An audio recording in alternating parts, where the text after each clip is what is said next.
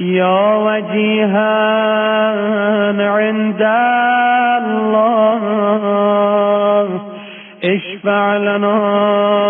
عند الله. يا فاطمة الزهراء يا بنت محمد يا قرة عين الرسول يا سيدتنا ومولاتنا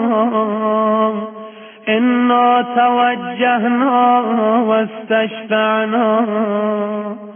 وتوسلنا بك إلى الله وقدمناك بين يدي حاجاتنا يا وجيهة